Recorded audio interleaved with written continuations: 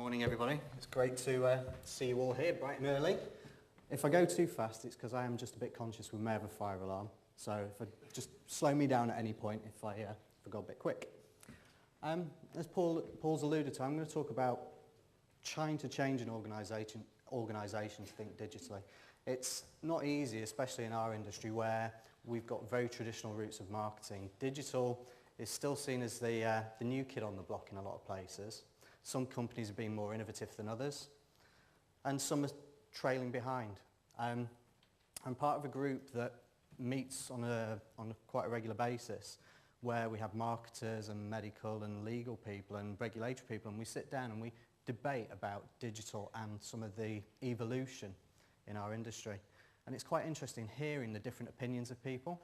It's so varied. Talking to some of the companies you think actually are quite innovative compared to my company, and some of the mindsets are still quite far back. So what I'm going to do is I'm going to talk you through some of my thoughts around driving organisational change, some of the potential barriers, and then I'll talk about how I think you can overcome some of those barriers, both internally if you're working in pharma with those people, and if you're on the service side, actually how can you work with a marketing manager to try and drive digital in an organisation. So, little disclaimer, these are my views and not those of my employer, just get that out of the way, and these are my thoughts. Always have to have a disclaimer, it's always a good starting point. So, I'm going to talk about our changing world. It's still changing. At the end of the day, we're dealing with people in this. This is all about driving change and organisational change. Some of the digital challenges you may encounter, and then about moving an organisation. So, our world is changing, and it's changing at incredible speed. Some of the things that happen, you look at the speed that Facebook came to 500 million users, however many it is nowadays, and you look at the speed that Twitter's been adopted, you look at the rate of innovation, and it's happening so fast. And the markets are evolving a lot faster than some companies are. You've got some companies who are saying, actually, we'll leave a piece out and we'll move straight to the next stage, going straight to Twitter and bypassing blogs, for example. One analogy there is if you look at the mobile phone industry, in Africa, they bypassed putting landlines down because the cost of the infrastructure was too great. So they took that next leap and went straight to mobile communication, enabling wireless in villages. They've bypassed the whole section, and that's because the rate of change forces some big decisions, and we face that in our industry. And it's the only way to be better at all of this is to accelerate the rate of change. But accelerating the rate of change within our industry can actually be fraught with a few issues. It's not rocket science, though. That's what I'm going to say about all of this. It is not rocket science. This is rocket science. You know, making a missile go up and land, that's rocket science. What I'm going to talk about isn't. It's common sense. So our environment changes, and there's some data here from eMarketer, and it's looking at social media trends, but it's saying that when interviewing US marketing executives, how many of them find staying up to date a challenge? Roughly 65% of people actually find it challenging to stay on top of technology, stay on top of social media. So if you think we're trying to push the boundaries, if our marketers and marketing teams and directors and VPs, etc., are struggling to understand this, are you going to get the buy-in at all levels? It's going to be challenging. And how do people stay up to date in all of this information? How do they stay on top of it? Conferences and seminars leads the way. We're all here because we want to understand things and accelerate change, make change within our organisation and make change within our industry. So we're all here at a conference, but further down, 14% Twitter, Facebook, etc. There's people back in the office. You're all going to be using the hashtag. There'll be people back in the offices or back in our local markets who'll be reading our tweets and following this and hopefully learning and making change. So digital changes. Our world's evolved. We've gone from the mass market to communicating with the customer. We've gone from the days of being able to push out one big communication. We've now got to tailor our communications down to the individual. We're going from large campaigns to continuous engagement. Pharma industry operated on campaigns where we'd do one big yearly or 6-month campaign or quarterly or however we did our communication campaigns. We're moving from that. We need to get out of that mindset and move to continuous engagement. A campaign does not live online. It's a constant evolution of information. Just because we post something online, just because we may build a product.com website, doesn't mean you can put it up on day one and leave it until day 365 to review it. It's a constant evolution. You've got to look at this information. Looking at Twitter, looking at Facebook, looking at all the social media. Where are the communications? Where are the conversations? What's being said? How can we learn from those conversations and actually adapt our communications and fit back to our customers' agenda?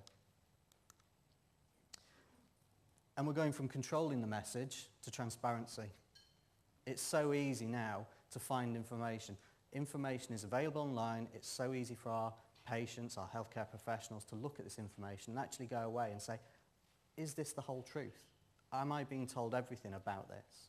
Because that information is freely available. And we're going from hard to reach to available everywhere. So the nature of information nowadays, Twitter, Facebook, I keep coming back to those two media, but obviously there's a lot more, but we're going from our representatives or our just product.com websites, we're going to social media where the conversation's happening, where the conversation's evolving. And we're going to this available 24/7, 365 days a week approach. So all of that shift actually poses some challenges. So what I've done is I've broken it down into some of the challenges I think exist within pharma. And I'll take you through some of these potential challenges and just pose a few questions. So when you think about management, when you're trying to convince management to make a shift to digital, think about where they've come from. Think about their route into management. Think about how your VP's got to where he is. Think about the people you're trying to influence and how they got there. If they've come from a traditional sales background, that's the model they may know. That's the model they've been comfortable with because it's worked for so long. How do you move their mindset to accept some of these new approaches? Have they got a .com memory? I've worked in 4 pharma companies now, and each one has been slightly different at its rate of adoption. But I call this the .com memory because a while ago, people would say, right, we're getting on this new media thing, and we'll build websites, and we'll do this, that, and the other. And they spent a lot of money. And actually, what did they get back for that money? Was there any return on investment? Was there anything they got back? We said, oh, we've got so many visitors, but actually, what did that change? Did it actually influence anything? Did it actually provide information? Did it communicate? Or did it just be a vanity project? I like this one. I often see people saying, oh, yeah, you know, our VP, he writes a blog. Well, it's great, but how many people read it? You know, internally. Even when we're asking people to make that shift internally, we ask them to try out things in their comfortable environment. So we may ask our general manager or our vice president or our head of marketing to write something internally. But do we actually put metrics about it and actually work out and let them know that nobody's reading it? I don't know. We don't want to upset them. Vanity projects. Where does digital fit into the overall strategy of the organisation? How? You've got to, when you're working with your management teams, you've got to make sure it's integrated into all of your marketing plans. It's integrated into the overall strategy of your operating company or whether your global strategy. It's got to be integrated. It can't be an add-on. Show them how it fits in.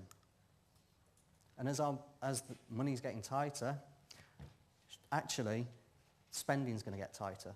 So you've got to prove your worth. Nobody's going to come up and say, here's a blank check, go do digital. Go and change the world with digital. Because they want to know what are they going to get back for it. So you've got to start being able to think about how you're going to calculate the return on investment or measurements that actually align to KPIs within the organisation. So then breaking it into marketing. How did your marketers get to marketing? A lot of marketers I know actually came from a sales background. So again, it's that sales model that they know. How are they evolving in digital? And as I alluded to earlier in the marketer data, the rate of innovation can actually cause channel blindness because there's so much happening, things are evolving so quickly. Are our marketers, are we coaching our marketers? Are we working with our marketers to educate them, to help them understand what's happening in the marketplace, what's happening in the world, so they understand this rate of innovation, so that they're on the journey with all you guys about understanding digital. They're often very reliant on technology, but they have little control over it. Some digital projects are actually implemented by our IT departments, and the IT departments control it. So when a marketer says, actually, it's not doing what I say, it's not working the way I want it, how much control actually have the marketers got over influencing that technology? Good examples are content management systems, often implemented by IT teams, but how much control has a marketer got over how the content can be laid out for his customers, for his readers? Do they understand technology? And these are all questions I think you should be asking yourselves when you're dealing with your organisations. Do people really understand the technology you're trying to influence and bring to your organisation? Some people get a little bit defensive and think, actually, I'm not doing digital, I've got to do something. I'll do what my colleague's done, or I'll do what another company's done, because that's what I think I need to do. They do the same thing, they become sheep. Or do they fail to act together? Do they just think, well, the old model will work, so I'll just put more time back into, I'll spend all my money back on my reps and put their head in the sand and bypass everything. And some people still fear the risk of losing control. And I call this the good old days. You know, we control the message, we control the communication, we control what people see, what people read. Actually, you've got no control because information is available everywhere. You've got your stakeholders in your organisations, and often when you're dealing on digital projects, you've got so many different stakeholders within the organisation, whether it's medical, legal, regulatory. What does this actually mean for those people? How does it impact them, and what does it mean for them? And one of the big questions is, how does this impact my team, my resource and my budget? If we look at social media, or we look at when we do anything on digital, one of the questions that always springs up is, well, what about adverse event reporting? All of a sudden, drug safety is going to get bombarded with all these adverse event reports. Actually, do we know that? Do we know, is it a fear? Is it worry? Isn't it a good thing to get adverse event reports, potentially making our products safer? Questions. And at the end of the day, for stakeholders, what do they have to do? What do you need them to do? And the last group is signatories. These can be your regulatory signatories, your medical signatories. Do they understand digital? When you take projects to them for sign-off before you go live with it, when you sit down, have you taken them on the whole journey that you're trying to take your organisation on? Have you worked with them to coach them and understand them and what you're trying to do? It's often a point is where people arrive at a signatory's desk and say, can you just sign this off? I need to go live tomorrow with this project. And by then that person said, actually, I don't know what you're trying to achieve, and won't sign it off. And you get frustrated because the project's not going anywhere. Take these people on the journey all the way through. And one thing I would say is be transparent right from the beginning. Be very honest with your signatories and all the rest of your teams in what you're trying to achieve, what the end goal is. Because if you're transparent, they will become your enemy. If you're not transparent, they will become your enemy. They're not your enemy, they're there to safeguard you and your organisation. But, you know, we often say, oh, such and such won't sign this off, I can't go live with it, he's delaying the project. Well, that's because you've not involved them and they don't understand the end game. So the next part, sorry, I've jumped ahead of myself. At the end of this, what I mean is, we're changing. People don't resist change, people resist being changed. So I'm now going to try and talk you through what I call the couch moment. It's trying to give you a few tools which you could take back to your organisations to help you try and move your organisations to be more digital. And there's 5 ways, I think, there are to cultivate your internal relationships. First of all, be helpful. If people have got questions, be there to advise them. If they've got even, you know, there's no such thing as a daft question. Digital is a complex area, there's a lot of questions, there's a lot of people who don't work in it. You've got marketers who may come up to you and say, actually, I don't understand what Twitter is. Take 5 minutes out of your day to sit with them and educate them. Be helpful.